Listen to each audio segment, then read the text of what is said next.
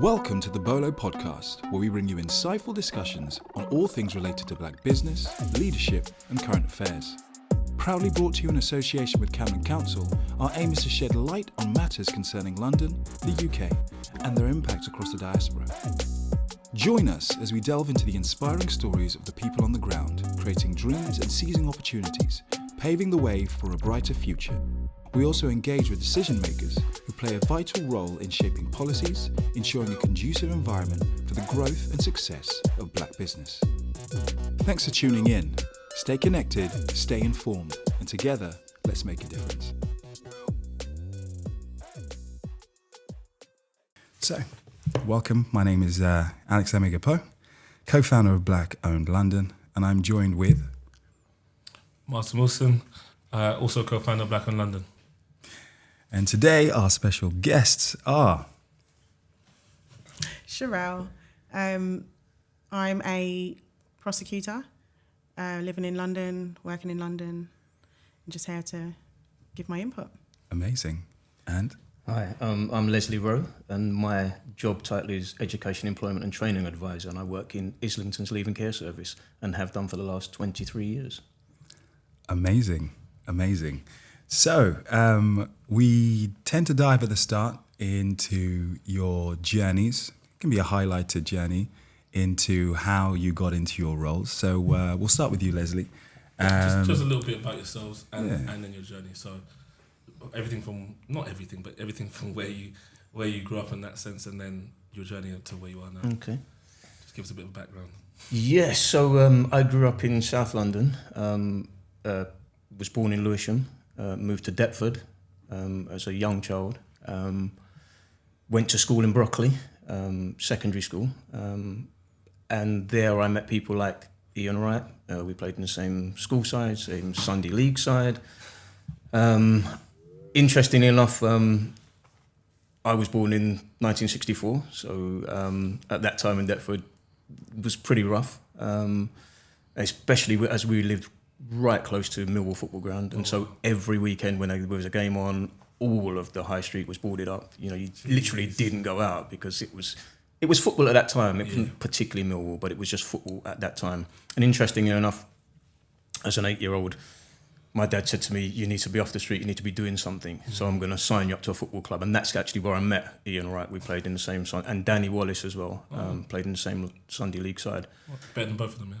Both of them, yeah. Interestingly enough, and interesting enough about that is that it's such a funny thing, life, because Danny's brothers, Rodney and Raymond, who went on to play football as well, the twins, they used to come and watch us. That's quite surreal in many ways. And then, I left school at 16. I wasn't really sure about what I wanted to do. I wasn't really interested in school, in all honesty, even though I have a family history of kind of education. My aunt is a superhead. She ran 2 secondary schools. My uncle was my French teacher at school. But interestingly enough, when you get bought French books for Christmas and birthdays, actually, it wasn't necessarily as inspiring maybe as they thought it would be.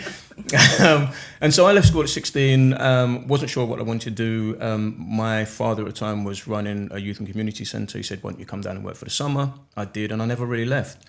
And so I've worked in a variety of settings, from children's homes to working with homeless to running a youth and community centre. And now I'm at Islington Council, and my remit is education, employment and training. And I've been doing that for the last 23 years. And parallel to that, obviously, I've been kind of helping my son through a journey through football. And so my son is Arsenal's number 10, Emil Smith-Rowe. And so I've had that journey as well. I've heard he's a good player. I heard he's all right. Some say. Yeah, some say. Some say. I think he gets it from his dad. Yeah, mostly. Perfect. Thank you. Thank you. And Cherelle? My journey is I grew up in East London.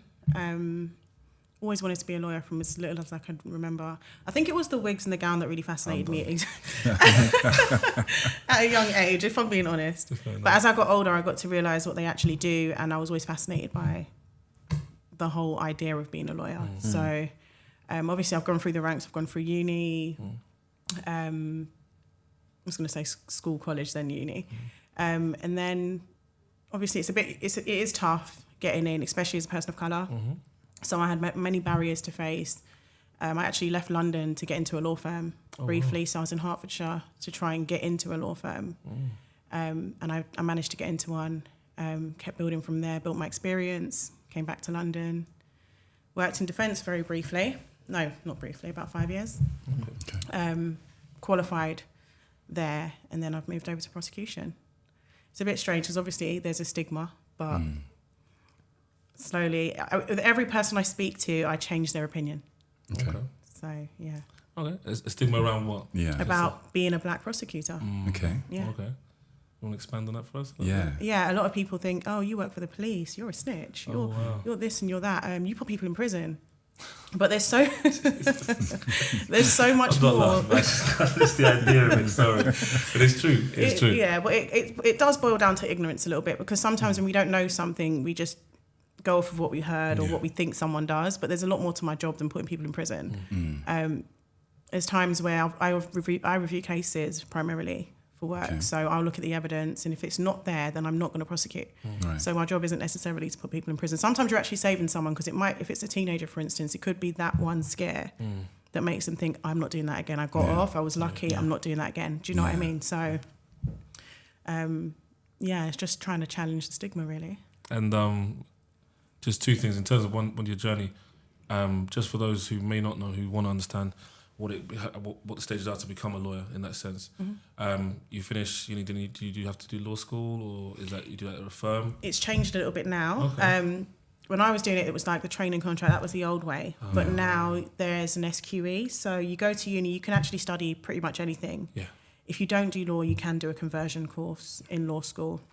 And then you keep going. And I'm not sure exactly how the SQE works. If anyone's interested, they can look into it. But you don't need a training contract anymore, which was a requirement when I did it. No. Now you can work whilst doing this course at law school. Right, okay. It's a little bit different. Okay. And then you're qualified. There you go. Okay. Yes. And you said you went straight into defence. Yeah. Was that on purpose or just coincidence, or? I really did want to end up there. I did want to, but it was a coincidence the way that it happened. Okay. I feel like I'm a Christian, so I feel like it was God's divine timing. I moved to an area. I applied for multiple jobs. I was actually trying to leave law at the time, so I was applying for accounting. Okay. And I went to a church, and the pastor said to me in front of everyone, "You're going to be a lawyer," and I was like, "No, I'm doing accounting now." And he was like, "That's what you think." Yeah. So when I moved, I got a email. And it was a job interview. And then it was a solicitor's firm. And I was like, okay, how did this happen? Right. Looked into it more, because I only ever did conveyancing, because that's the easiest thing to get into at that time. Right. And I was bored. That's why I was leaving. And then when I looked into the firm, it was a criminal defence firm. And I was like, okay. Went to the interview. I didn't even get to my car. He called me and said, I want you to work here. Oh, wow. So, yeah, it was crazy the way it happened. Wow. Okay, amazing. And last thing I want to say is, I said there's barriers to it. Did you find that in the case of being a woman as well, or was that just 100%? Yeah, 100%. It's quick. Yeah, definitely. Yeah, so it's more male dominated in that sense. Yeah. Okay. All right, perfect. Thank you both for that, for the introduction. Very interesting introductions, and perfect. And I'm sure you guys will have some crossover in some of the people you've worked with and some of the experiences and stories you've had. So that'd be amazing to come onto that, in a short bit. Yeah. Well, I think. One of the things that you mentioned is youth work. How important has that been in your career in terms of working with youth, helping youth develop, and how important is it for London, do you feel? Well, I mean, youth work in the strict sense of the word really doesn't exist anymore in many ways, because a lot of the budgets are being cut for kind of what I would have grown up on, venture playgrounds, youth clubs, that kind of stuff. There's not a lot of money for that so much now. And so that gave me really a grounding of kind of like relationships, interpersonal skills, thinking about how you communicate with people. And then you kind of think about the underlying issues as to why people are there as well. Because, if we're talking about, say, care leavers, they're overrepresented in, obviously, custodial, youth offending, mental health, young mothers, drug and alcohol misuse, and they're all things that obviously cut across your profession as well, you know. So you'll see a lot of young people as a result of those issues coming before, you know, a judge or a magistrate or whatever. So we're dealing with kind of the fallout of that as well, and how that kind of affects young people moving forward, because young people in the care system, they necessarily move into independence a lot earlier than your traditional young person. So they're moving into flats at 18 and a half, 19, and generally because of their journey and their detachment from their family as such, that's a real struggle. I mean, it would be a real struggle for anybody. I mean, you know, leaving home at 18 and a half, 19 and having to fend for yourself in a flat, you know. So, yeah, we have quite a lot of crossover in that respect. But also it's kind of like my thing is I really want to give stuff back, you know. And so I feel like I'm in a position where I've got 40 odd years of experience that I can bring to bear. But I'm also kind of really good at kind of using my resources as well. I think that's an essential thing. And one of the things I'm trying to do in Islington is think about kind of how all the employees are kind of like the corporate parents of the children that we look after, and how they bring all these skills, but they also bring these assets as well. You know, so I reach out to friends who are builders, I reach out to friends who are in the clothing industry and places like that where I can actually direct young people to get opportunities. So for me, that's a real big thing. And, you know, I have a community interest company, I work with clothing brands, I work with lots of other businesses to think about how I can incentivise, but also kind of give opportunities to young people that I work with. Amazing. What would you say? And I know there's been lots of cuts. What's that done to the landscape of things in terms of how things look now in that sense? Yeah, and I think things have necessarily changed in terms of technology's changed. So you couldn't necessarily go back to my day where it was just like a pool table or table tennis table and arts and crafts in the corner. So you couldn't go back to that. Okay. But I think, you know, there are just not the places where you can kind of hang and kind of just chill out with people. You know, when I grew up, there wasn't such a thing as postcode was. So I could literally get on the bus, and you might even remember this, but you could get a red bus Rover and you could just go from one end of the line to the other. You could turn around and come back, and I could do that all over London. And we just go see the sights, come back. Never really had any issues with people, never got beaten up as a result of it, was never told that I was in the wrong area kind of thing. So those were not things I really had to think about, whereas I work with some young people that they can't even cross the road because literally it goes into another postcode or literally it goes into another estate. Right. And so that's where obviously that kind of mental health impact is felt most, because, you know, imagine how small your world must be if you struggle to go into another estate or to cross a road. I mean, that makes your world really small, and then as a result of that you become quite insular. And so if I'm thinking about, say, a college course for a young person, the first question I have to ask is, are there any areas that you can't go into? I mean, literally. Didn't even think of that. Right. That's a sad question. You know, it's my first question, because I don't want to put them in danger or in an area that they struggle with. You know, so imagine you know, me and you, we go to work every day. Sometimes I drive. Usually I go by the train. Doesn't bother me. I get on the train at one end, I go for the other end, I go around on a bus every so often, visit. You know, imagine trying to think about how do I get to a particular area, because I've got to go through A, B, and C, D as an area where I might ultimately at the wrong end get stabbed, say, for instance. And that's a real struggle for me. Is there awareness of that at a kind of governmental and borough level? Are the authorities aware of that? And yes, but it's kind of how do you... So, for instance, I'm part of my journey with my son becoming a footballer at 11 years old. The journey had become so insurmountable in terms of the time it was taking. So I'm commuting from Thornton Heath to Islington, working, coming back to Thornton Heath, picking him up and the car to go all the way back to Walthamstow for him to train, coming back again to Thornton Heath, he's asleep, you're putting him into bed, you know, and then you think to yourself, oh, actually, do you know what? Our older son had gone off to university already and done that. That was fine.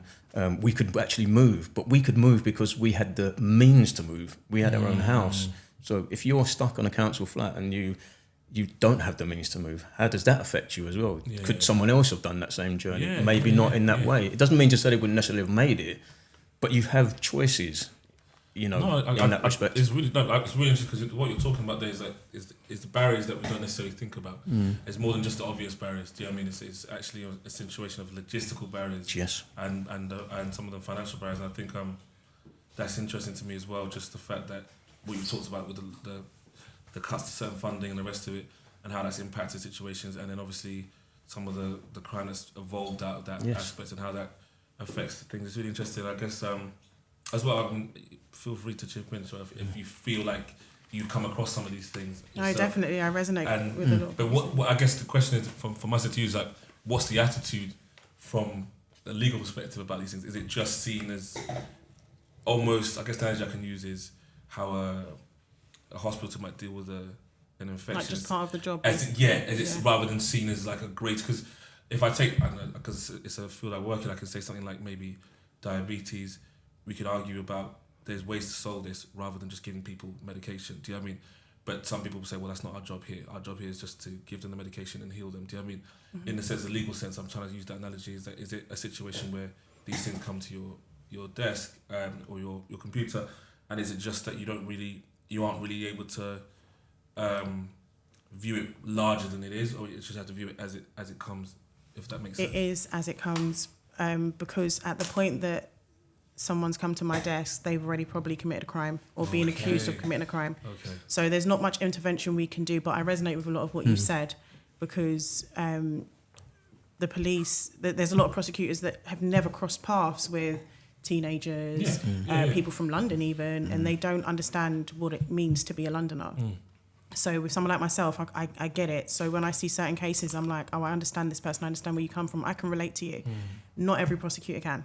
And this is why I think it's so important to have someone like myself there, because you can relate to the kid that the newspaper makes look like is a monster. Do you know, does that make sense? If they make him like a monster, I can relate to him because I'm from where you're from. And the police are quite good. People think that they're out to just get people. Some probably are, I'm not going to say they're not, but there are some officers that will explain to you, like, look, this is a kid and he's just caught up in the wrong crowd, and they will go through the whole rigmarole of you so you know a bit of background about this kid, because they know more than we do. No, I see. And then it's for me to make a decision then based on on the evidence and what I've got about this kid. But intervention-wise, there's not really much we can do at that stage. I mean, we can ask the police to refer them to certain agencies, but then it's, does this kid want to cooperate? And then also, are we putting him in danger by him having to travel to this place? Exactly like what you've just said. So. And have you seen, again, and that's another landscape question for you, have you seen with, obviously we talk about cost of living crisis, all these other things, have you seen a rise in certain types of crime? It's not all that your job's involved with, but I guess we've seen how it goes. So in terms of crime in the last maybe few years in regards to the way what people have to hand funding wise, have you seen there been a rise in particular types of situations?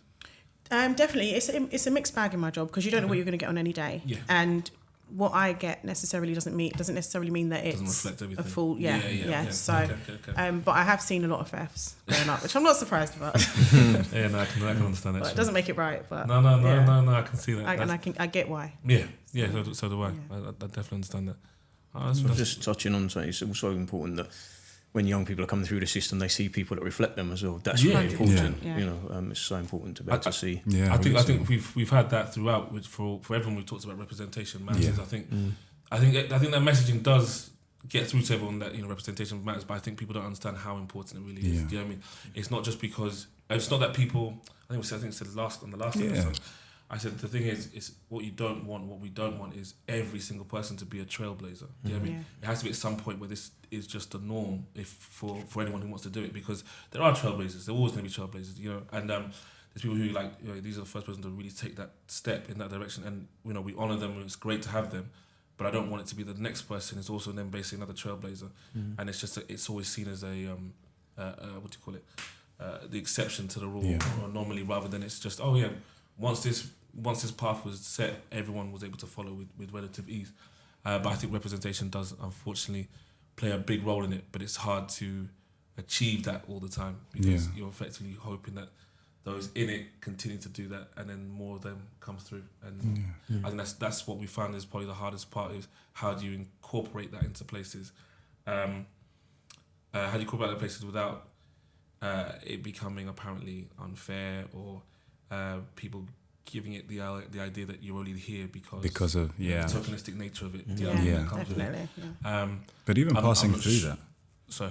But even passing through just what's been said here, like just understanding things like postcodes, wars, these zones that create that, and passing the baton in terms of you having the capacity to actually understand it's not just these supposed crimes on a piece of paper. You understand the person behind that. Yeah. That in itself raises the importance of understanding of the representation from. But I actually had a question around. So, you alluded to it before when Martin asked. Female prosecutor, black female prosecutor. What are you seeing, if anything at all, within your sector, of how, if it's being addressed, is it being addressed, is it being looked at, is it being acknowledged, is it of note and importance for there to be more representation within the prosecuting? I think 100%. It's very important. We work from home primarily, so I can't say, if I was in an office, I could see representation. I don't get that experience, unfortunately, but I am aware of other black female prosecutors, black male prosecutors. My question I was going to say is, when you were coming through, did you, because I know you said from an early age, you're like, I want to do this. Do you know what I mean? And you said just the wigs and the gowns. We laugh about that. But were there people you met on your way, on your journey? Did anyone inspire you, or was it just, because like I said, some of our guests here didn't have someone to necessarily look up to in that role. So I don't know if that was the case for you. Did you feel like you didn't ever have someone, or did you have people that you...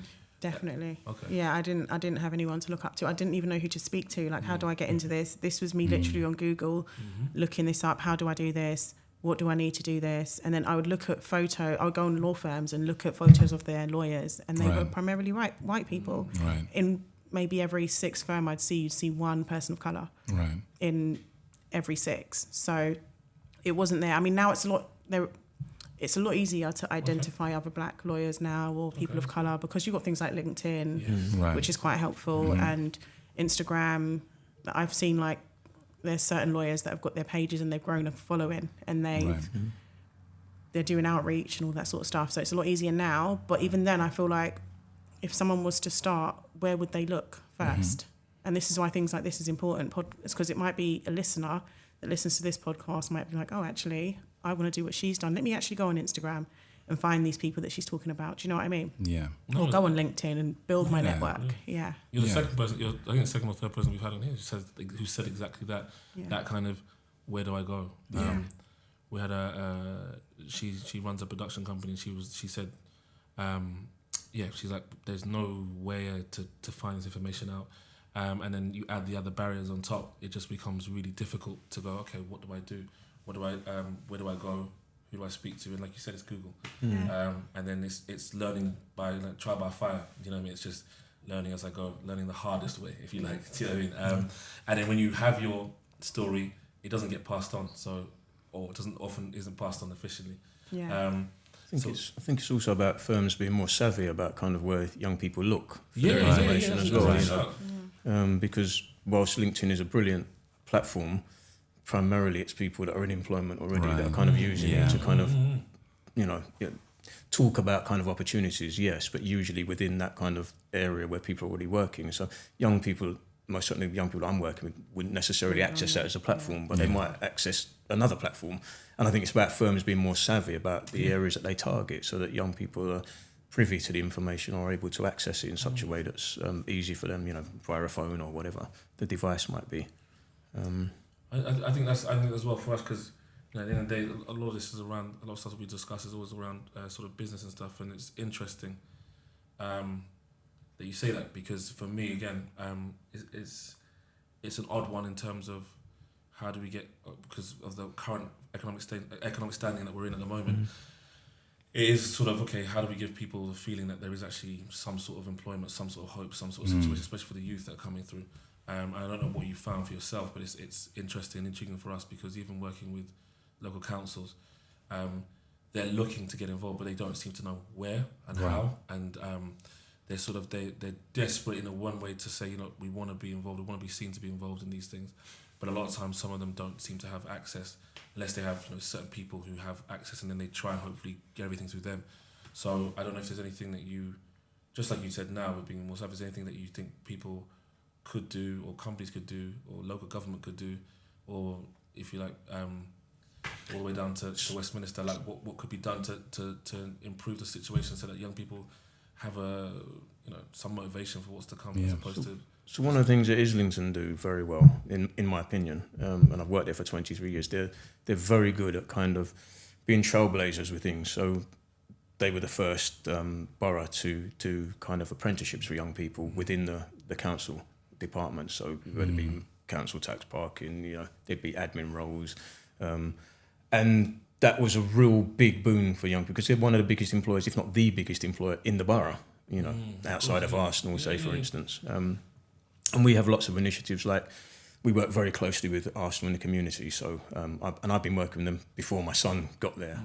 So I'd already had those relationships. And a lot of our young people will work in the stadium doing match day caterings, for instance. So via a company called Delaware North. So they'll get trained up to serve food and, do silver service. So there's those kind of links that boroughs can make with big employers, but also themselves, thinking about all the departments that they have, and in particular for care leavers I'm talking about, because they are responsible for them. But then the wider population, there should be opportunities for them as well, because obviously people that live in the borough, if they have, if you buy into the borough in such a way that you've got a job there, maybe you have a house there, right, you're paying stuff in, you tend to want to look after that better than you do if you're not.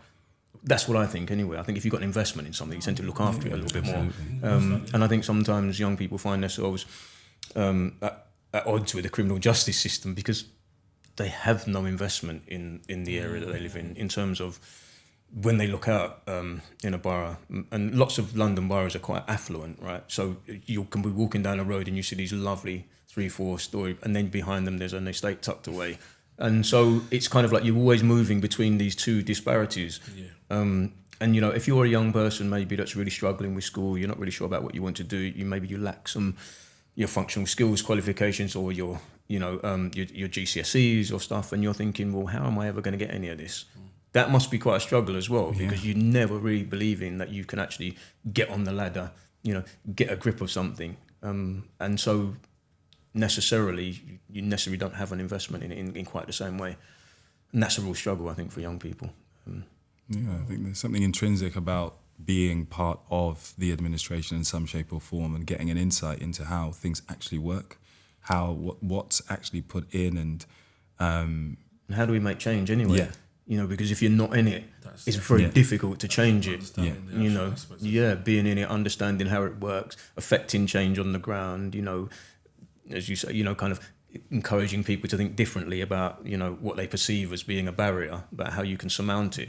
And sometimes you have to be in it and around it to understand how the cogs work, Exactly that, how the cogs work. I think there's someone said, I think that's an interesting fact that, not that I want to start a revolution, but they said that I think it's something like a big majority of revolutionaries, a lot of them were lawyers before they became revolutionaries. So, just saying. But it speaks to, it's great, it speaks to the idea that, like you said, knowing the cogs. Yes. It's like people who actually understand how some of this stuff works can actually then go, listen, it's not just about being upset, this is how it works and this is how we can get it to be better. Do you know what I mean? In that sense. So I think there's a lot to be said about actually understanding. But there's a frustration in everyone when you kind of butt heads with a system that you don't know anything about. Yeah. Then it's just the fact that in many ways you'll be ignorant of the system because you don't know anything about it. But the minute you start understanding it, you kind of find ways to navigate it. Yeah.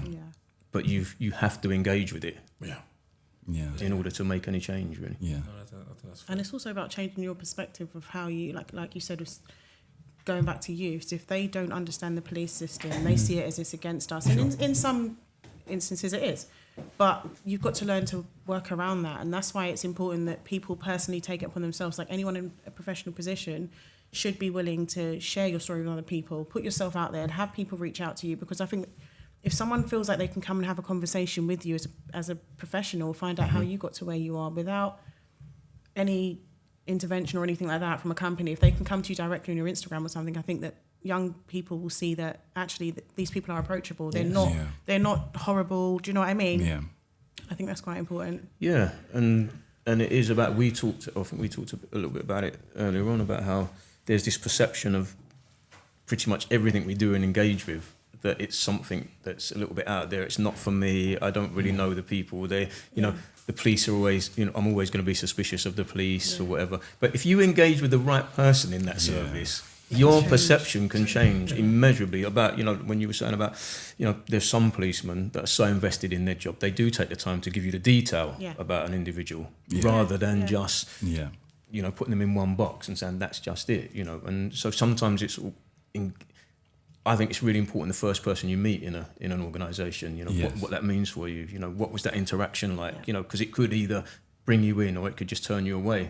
And I think organisations have to be aware of that, because any people facing service have to pick those people really carefully, that can engage, can understand, empathetic about people's situations. Otherwise it can turn you away. And representation matters. Definitely. Absolutely. I think in all professions, walks of life, you should have a representation of this country, which is people of all colours, people of all ages, because someone's going to be able to relate to someone. Right. I think that's important. And so with the other thing, going back to Islington, I think they're really forward thinking. So, we took 9 girls to Brazil, we did a TV documentary, 2-part documentary. Now, not many boroughs would do that, And we went to Brazil and then we came back and then we went to the Olympics because they had the World Cup and the Olympics. And so that for me, that was another opportunity where I thought, I could take some young people out of their comfort zone, take them to somewhere. We lived on a favela, they experienced all that. And it's really thinking about how they could change things that they really struggled with. So they were like, oh, we're in a really bad position. But when they met some of these other kids, so there's 19 countries from all around the world come together to play a mini World Cup, which is what they do at every World Cup, right? Just to highlight street-connected children and their difficulty in, birth certificates, passports, travel documents, right? Because quite often they're being born in villages, far, so you don't record stuff like this, and so they can't travel. So there was all those logistics to get by. Firstly, then you go out, and these care leavers thinking, well, I've had the worst life in that known to man, and then they meet other children from. And it was a real eye-opener for them. There are always people that are a little bit worse off than you, and there's always going to be people that are a little bit better off than you. It's relative. It's relative to where you are. And so it's so important to take people out of their comfort zone sometimes and get them to really experience it. And Islington are really good like that. So we engage with a project called Grand Mentors, and so it's more about kind of a grandparent kind of idea. So we've had lots of mentoring services, and they nearly always tend to be other young people, or they tend to be. But this idea is about kind of an older, retired professional people over the age of 50 that have kind of had experience of life, do different things. They take kids to museums, they take stuff that they would never generally do. And so they're real good trailblazers like that, in terms of taking up stuff that's a little bit outside the box, kind of gives you a different perspective. So interesting, because there's obviously just massive amounts of value in everything you're talking about there. And my question is, how has this been communicated? How have decision makers within Islington been convinced that this is worth doing? So, interestingly enough, so the Leaving Care Service in Islington has had a really interesting transition. So in 2001, I was working for an organisation called Shaftesbury Homes and Arethusa, and we won the tender to run the Leaving Care Service for Islington Council. At that time, councils were tendering out a lot of their services. And we went over as a team from South London. So that's how I got to North London, actually. And I was literally there on a year-long contract, and I was there specifically to raise the attainment levels of our young people against their local population. So they measure, and they're called an OC3 group, SSDA 903s. And what they were doing is measuring the outcomes of education, employment, training against the local populace, right? So kids that were not in care. Okay. And we were struggling then, 33%. We had to get it up to 67.9%, which we did. It was a stretch target, so we earned some money for it. So that was a real good marker about what we could do if we really put our heads to the ground and got it done. And ever since then, because we were charity, we could reach out to all these other organisations and say, actually, we think that's a really good idea. Let's go with it. And over the years, we've built up the ability to go to the people at the top. I speak to directors now, our CEO, I can speak to. They understand what we're doing and why we're doing it, but they also understand that young people need a bigger overarching experience than they've been getting, and that you can necessarily change people's opinions and perceptions if you give them that forum by which they can do that. So you don't keep them in that same channel all the time. You're saying, actually, you can take a left here, go off and do something different, see what it looks like to you. and we're really good at that in Islington. We're really good at kind of reaching out to other organisations and doing that. That's interesting. I think what's interesting to me, I was going to ask, is that how much of that still goes on? I think it's a question to both of you in terms of the percentages and targets. How much of your lives is that involved in? So, are either of you in a situation where things are more a matter of we've got to hit this, we've got to hit that, you've got to have this many things? Is that part of either of your lives at all? No, not part of mine. No. Okay. So in terms of when you're looking at cases, it's not a situation where you're expected to either finish a certain amount by a certain time, or you're not under any pressure, and there's no sort of, I don't know, you get the corporate speakers, SLAs and things like that. In terms of that, you don't have any of that, or not really? If I get a case, they've just implemented this new scheme of working where they want us to have things done within 7 days, but I don't have a certain amount of cases to look at each day. I think if I did, that would be a bit scary, because then I think some prosecutors would be like, they'd be skipping the finer detail because they just need to hit their target. Yeah. So I quite prefer that we don't. I'm happy to hit it don't, but I just think given the way a lot of things are going nowadays, I just wanted to know if like, to what level different industries have been affected. Because I know in certain, whether I could pick any industry, but like let's just use medical industries and things like that. Targets get set that aren't necessarily in the best interest of the industry or the people involved. It's just about we need to show people that this is happening. Does that make sense? Yeah. So I don't know if it'd come into your world as well, or if there's an. I think a little bit, but it's not negative because we're obviously funded by the public purse. So our managers are very big on making sure that we are not wasting public money by pursuing cases that have no legs. They are very, this is what people don't realise, how many times we are told, if a case doesn't have any legs, let it go. Do you know what I mean? Unless it's like a victim in something, if it's like a stabbing, for instance, and there's no evidence, we will hound the police, like, is the evidence there? If it's not there, then unfortunately we have to let that go. But then you've got an injured person. But if it's cases where there's no victim, then they're like, if the evidence isn't there, then it's gone. So that's how you guys. I guess that's how you guys keep a level of efficiency by not trying to take on too much just for the sake of taking on too much. And this is why, they want us to prepare things within 7 days because they want us to identify early what the chances are of this case progressing to court, or that if there's we call it a realistic prospect of conviction. If we find that there's not, we can either go back to the police and ask for more. If not, then we drop the case. Okay. So it's just about early preparation. In terms of what you specialise, are you just doing criminal prosecution, or is it? Okay. And is there in terms of what's funded by the public purse? I'm just asking because I actually haven't thought about this. Are other specialties of law also funded by the public purse, or do you guys tend to legal aid? Okay. Yeah. So criminal defence. I mean, you can pay privately for a lawyer, but you can also get legal aid, which is public purse.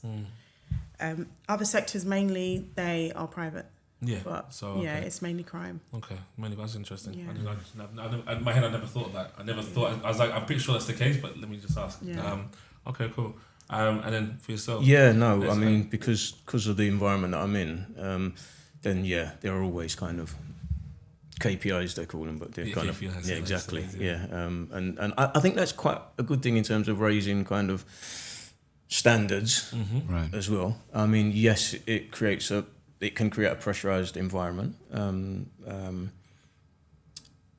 However, because the outcomes for children in care are quite often bad, I think any motivation to raise those figures should be a good thing. Because I mean, ultimately, we want to bring children through the service that come out the other end and kind of well equipped to lead adult lives. Make a positive contribution to society.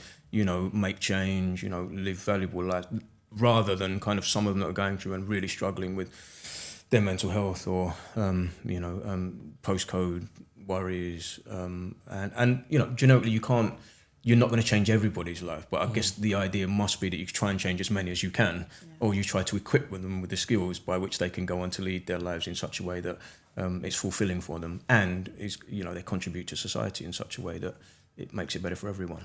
Yeah, and you touch upon mental health quite a bit, and obviously it's something universally across the board. Everyone is acknowledging a lot more. So I guess my question is how are you seeing that being acknowledged within your work and what pathways are being opened for these children to gain access to it, if at all? So, I mean, traditionally, young people struggle to access. So young people under 18 would normally access a service called CAMS, which is Children and Adolescent Mental Health Services. But if you think about some of the trauma that young people have suffered, and the reason why they've come into care, quite often they fail to access the service because it's about kind of not wanting to replay that trauma that's happened to you. Mm-hmm. And so quite often they'll tend to want to wait until a little bit later. But by then, of course, the trauma is building up all the time. And so quite often they're entering it in crisis rather than kind of at a time when they're kind of able to kind of make better informed decisions about it. And one of the things that NHS England did is they recognised that young people are failing to access mental health services under 18s.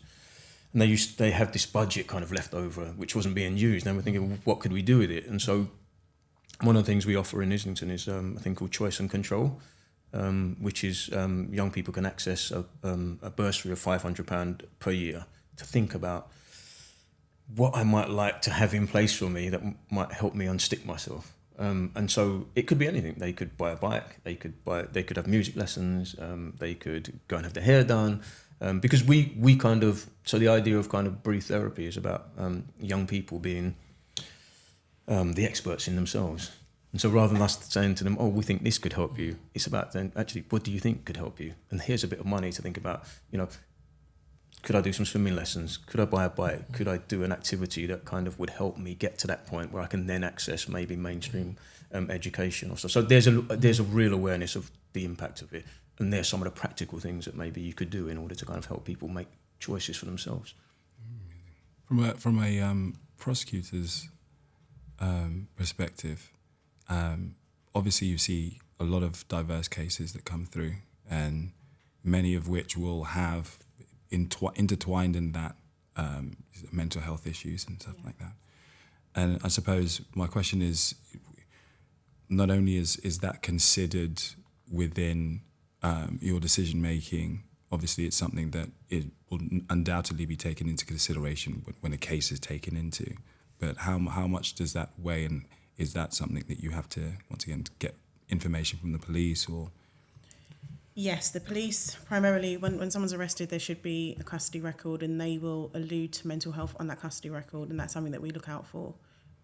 Quite helpfully, the Crown Prosecution Service do have guidance for mental health, domestic abuse, so you're never really alone. Mm-hmm. You can go and find, we're supposed to find the guidance, and mentioning in my review that I've considered that guidance, right, which will give me pointers and things to look out for, have those early communications with defence about someone's mental health, right. Prompt defence sometimes to go and get that person assessed by a psychiatrist or a psychologist to make sure that they are getting the help that they need. And once we get them reports, and I can decide if it's in the public interest for that person to be prosecuted. If there's someone suffering from schizophrenia, and they're going through a crisis, I'm not necessarily going to look at them as harshly as if someone had just gone out and done something. Do you know what I mean? Right. So we consider it a lot. There's guidance for it, and we are encouraged to seek that guidance. I was going to ask both of you, I guess, in different ways. If, cause I mean, I want it to be positive as well, but at the same time, just the realism of every aspect that we're in is, if, let's say, I am a young person. Not said I'm old, but let's say I'm a young person, and I guess you guys can go back and forth about it. But what advice would you give me if I'm young? I have no idea what I want to do. I could easily be involved in bad things as I could be involved in good things. And what advice would you hand out to me in certain situations? So, in first instances, what's on offer for me in terms of things that will help me, maybe, as you said, look up into mainstream education or mainstream employment or apprenticeships, and then what advice can you give me in terms of, all right, this is what happens if I find myself in trouble, if I find all things that can help me stay out of trouble, or things that I didn't know would be available to me, that will help me to stay out of trouble if I get in certain situations that I can protect myself with. I guess if that's, sorry to put you guys on the spot like that, but it's just the idea. Only because as well for us in this podcast as well, it's like I want people to really get a grasp of certain aspects of not just what you do, how you do, but how it affects their lives as well, and how it can affect their lives. And some of it's like some people won't ever need, hopefully never need some of this advice, and that's great too. But there's people who do. So whoever wants to start that off, they can start that off. Yeah. So I mean, look, I think I touched on it just before about kind of young people being the experts in themselves, and so what I try to do is I try to keep like a plethora of opportunities around education, around employment, around training opportunities, but also thinking about all the organisations that I can work with that will offer maybe a 1 day, a 2 day taster, a 3 day taster, also being very flexible in those opportunities. So is it a young person can only manage 1 day? If that's it, great. They do 1 day, and then we build it up to 2 days. Then we build it up to, so I work with people that can offer those opportunities first and foremost, because I think the jump from maybe not finishing year 11 and getting no GCSEs to employment is a big leap for young people.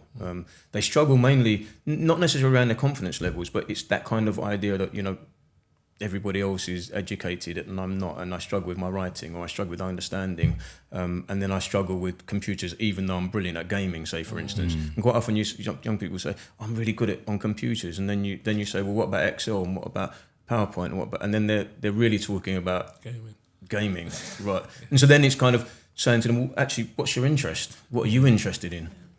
Because you touched about medicine. It's a bit like that. I don't want to be the pharmacist who you come to and I give you a remedy, because actually you know yourself better than I do.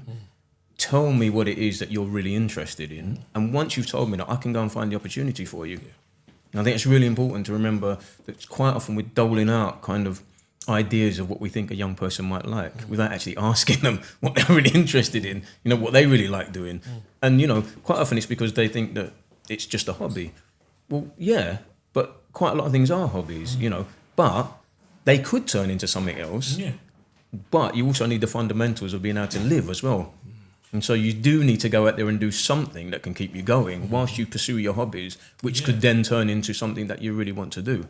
And that's really important, that you've got to kind of be earning, because even, to hire studio space, although this is a free space, but most studio spaces you have to pay for. So how are you going to do that? To pursue your hobby, which might lead to then the thing that you really want to do. Yeah, exactly. Fair enough. That's fair enough. And I would advise young people, you're never by yourself. I think it takes a village to raise a child. I've always been big on that. And I think it is the community's job to help children. And if a child wants advice, seek a mentor, get out of your house, go and the councils are very good at providing you information. They have careers advisors at councils and stuff like that. You'll correct me if I'm wrong. Yeah, you're right. You're absolutely correct. Access these services. Think about what you want, just like you said, because no one can tell you what you want to do but you. And then find someone that's in that field. Go on Instagram, find someone and reach out to them and say, look, I need a mentor. Can you help me? There's mentor programs, like search for these things. You have to be proactive yourself in order to get to your destination. But there is help along the way. It's just you taking that first step to find it. That's all great. I mean, I think as well, what's interesting what both of you are saying, I think as well, especially for young people, and not just young people, I think everyone, I think given the way the world is at this current point, it's also a matter of being flexible. I think the fact that you said what I liked really there was, you've got to earn, you've got to keep earning, but then in this game at the moment, I think people have to understand that even though it gets used a lot, the term entrepreneur, do you know what I mean? But you've got to be entrepreneurial in your ways, do you know what I mean? It's like, it doesn't, just because something's not exactly as you want it to be and exactly the way it is, you've got to be flexible enough to be like, okay, you know what, I'm doing a bit of this, I'm doing a bit of this, I'm doing a bit of this. And like you said, and then hopefully, the thing that you love the most becomes everything, do you know what I mean? But I think in like whilst you're building towards that, be flexible with everything that you have. I think we touched on it earlier before we started about this idea that, you see all this stuff like on Insta and stuff where people just seem to have gone from nothing to something. And it's not real. What they don't show is all the hard work in between. They're working for hours, toiling away, doing stuff. And I think sometimes you can be duped a little bit by that. And that's not to say that everyone can't be entrepreneurial in that way and create a space for themselves, but it takes time, it takes effort, and you've got to earn money while you're doing it, you know, and particularly for kids maybe that I work with who are having to manage their own flat at such a young age. You know, how do you pay all the bills, you know? And so there is that underlying need to bring some income in some way, even if it's not the thing you necessarily want to do. And that's what I was talking about. Then have your hobby alongside it, which you can then turn into maybe the thing you really want to do. Definitely agree. I think a lot of young people look at the end goal and they don't consider the steps to get there. I think the steps to get there are more important than the end goal. Yeah. So figure out what you want to do and ask for help to get there. Yeah. I mean, that messaging is just the most essential thing, especially in this day and age. Everything is, as you said, the glossy finish.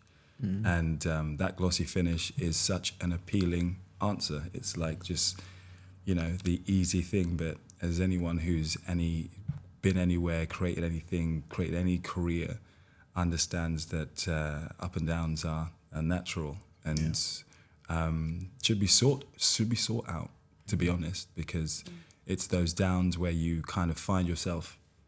You understand how you are in certain situations, so that you can bounce back and, you know, these situations reoccur, and you've already accustomed yourself to it. You've been through it, and it's resilience. Yeah, absolutely. Well, we talked about that as well, you know, and thinking about the video content that I do around resilience and stuff, and one we did with a young boxer was his first loss that he suffered. And one of the things he said is, I really needed to lose to know how much I wanted it. Yeah.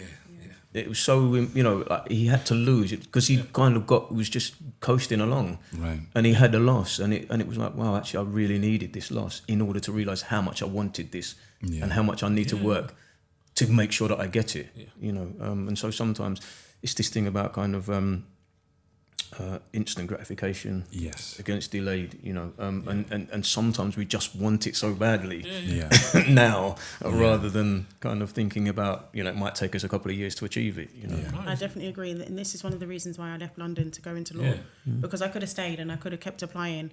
I knew the statistics were really high. I knew that there might be one job and like 3,000 applicants.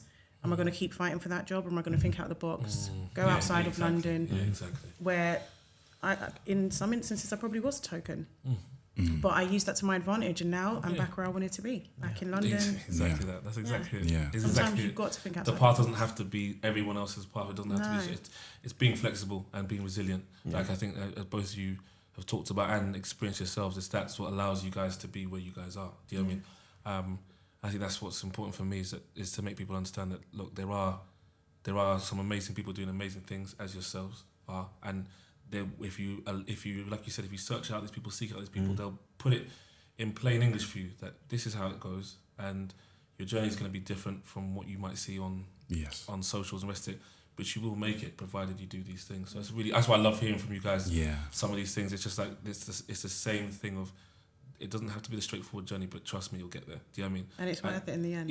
Well, you're evidence of it. You guys are living evidence of it. Does that make sense? And that's what's most, rather than I could sit here and just be like, guys, well, I know a person that did this, and I know, but you guys are actually the embodiment of it. You're here, and living proof that it does happen that way. So that's what's important for me to have you guys doing these types of things. That's the main thing. But we're gonna move on to a little segment of the show, Cherelle, the podcast. It's called Prove Me Wrong. This section's called Prove Me Wrong, where myself and Alex will be playing devil's advocate, asking our hosts questions close to their heart, giving them the opportunity to navigate the tricky waters of today's whataboutism and the ignorance posted in most comment sections. Now, before I say anything, these are not my thoughts and not my views, guys. But it's meant to challenge you, all right? Okay. So just in case, I don't want anyone swinging for me when I say anything or anything like that. But since you're across from me, I'll start with you. I'll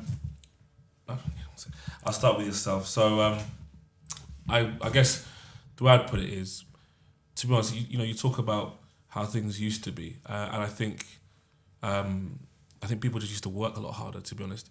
I think, to be honest, most of the time nowadays, just the youth are probably just lazy. They probably got more opportunities and they just don't take them. How do you feel about that? I think every generation is different. And I think every generation has its differences. And I think if you talk to your parents as I talk to mine, they would say, yes, they had it much harder.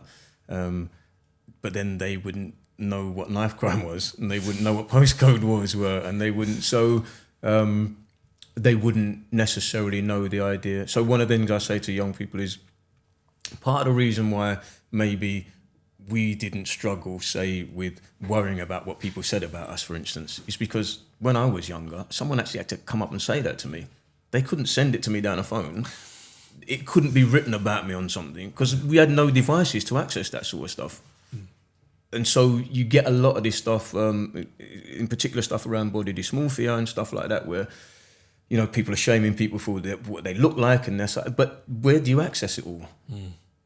We couldn't access that in that way, so I never worried about what people were saying. You had to come up to me, to my face, and say that to me if you wanted to say something. You know, in much the same way as, you know, if you met your mates and you agreed to meet somewhere, you had to be there. You couldn't pick up the phone and say, I'm running 10 minutes late. You just had to be there in the hope that they were going to be there as well. You know, so I think every generation has its different struggles. Could you make more money these days now? Probably. Maybe there are a lot more opportunities. But it doesn't mean to say that there's a lot more opportunities for everyone, because as you've proven, you had to leave London to go somewhere to get your opportunity. So, yeah, I just think every generation struggles with it. Thank you. Cherelle, I was going to say to you, so why does it matter in terms of, you said earlier about, you know, coming from East London, being a woman. I said, why does it matter? Surely justice is just blind and it should just be case on case. Why does your experience matter at all? My experience matters because I relate to women who come from where I come from, women who look like me, women who think like me. And equally, if it was a black male, an Asian male, they have people that relate to them. I would never want a prosecution that's got everybody is the same from the same background, because they're not going to understand you. There's certain things that have happened even in my line of work that some lawyers wouldn't know what that was. And because I'm from there, the streets, so to speak. Definitely not the streets. Definitely not the streets. I understand certain things that they wouldn't understand, and I can verify that, no, this is actually true. So I think it's important that, especially in prosecution, that there is representation. Can I just chime in on that one as well? Because I think women have had a long struggle anyway, you know, just to try and get on parity with men and kind of get the same opportunities. And most certainly in my day, a lot of women were still at home. They weren't really working. So it's a bit like, there's a double struggle for women in many ways, women of colour, but women just generically in terms of thinking about the world of employment as well. And can I just say, I'm so proud to be from where I am, because if even one young black woman looks at me and thinks I can do that because she did that, then I've won. So okay, amazing. Thank you. Amazing. Like I said, that wasn't my views, guys. No. Interesting. Because you were like, but really? I was like, guys. It happens every time I ask this question. Everyone kind of looks at me like, where'd you get that from? Everyone's like, It was like, where'd you get that idea from? Like, no, guys, we can do this. All right, and then a last bit now, guys, is just a fun, quick fire round, okay? This is the quick fire round. No ifs, buts, or maybes. No long explanations. Just one answer. You're gonna try and ask me what I mean. I'm not gonna tell you. You're just gonna have to ask. You're just gonna have to answer the question as I say it. Right? Yeah. Say it with your chest. Guys. It's just nice and fun, nice and fast, and it's been fun listening to everyone's answers. And it's personal to you, so don't worry about it. You're not gonna get judged. Okay? So it's just fun and games. So I'll start with something very simple: beach or city? Beach.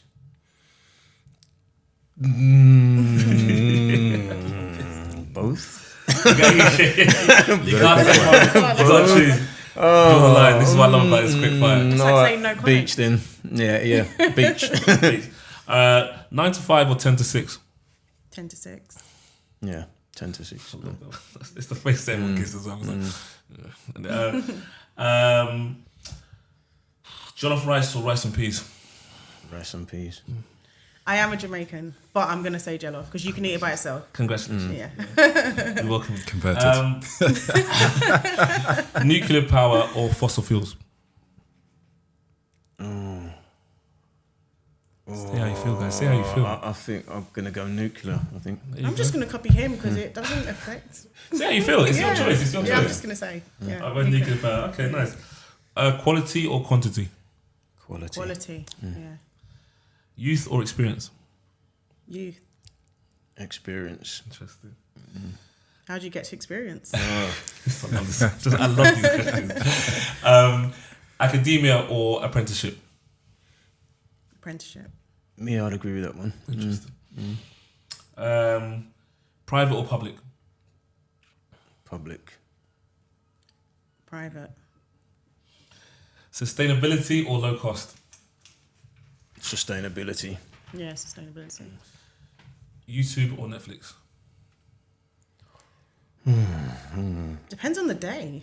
Netflix. I'm not picking you guys options. I'm just saying YouTube or Netflix. I'm going to say YouTube. Okay. Yeah. Brick and mortar or online? Brick and mortar. Brick and mortar or what? Or online. All right, brick and mortar, yeah. Okay. And the last one is city or countryside? City or? Countryside. Oh, city. Yeah, city. Yeah. Perfect. Yeah. Thank you, guys. That's it. That's the end of the Rapid Fire round. Amazing. That was fun. Well, with that, we'll be signing off this episode of the BOLO Business Podcast. Thank you so much, Leslie. Thank you so much, Cherelle, for joining us. This has been another inspirational chat, diving through your experiences. Thank you so much for sharing. I think there's so much to take from it. For all the topics you touched, and just really, once again, just important that you guys are there representing and understanding and driving change in the ways that you do. So thank you so much. Thank you. Thank you. Thank you guys. Amazing. Thank you. Massive respect to you. Yeah, and you. Thank you. Love it. Thank you for joining us for this episode of the BOLO Business Podcast. Remember, the journey doesn't end here. We encourage you to carry these conversations forward, share your thoughts with us on social media, and most importantly, apply the insights gained today in your own spheres of influence. Stay tuned for more compelling discussions that transcend boundaries, bridge cultures, and celebrate the richness of diversity. Please subscribe, share, and until next time, this is the BOLO Business Podcast, signing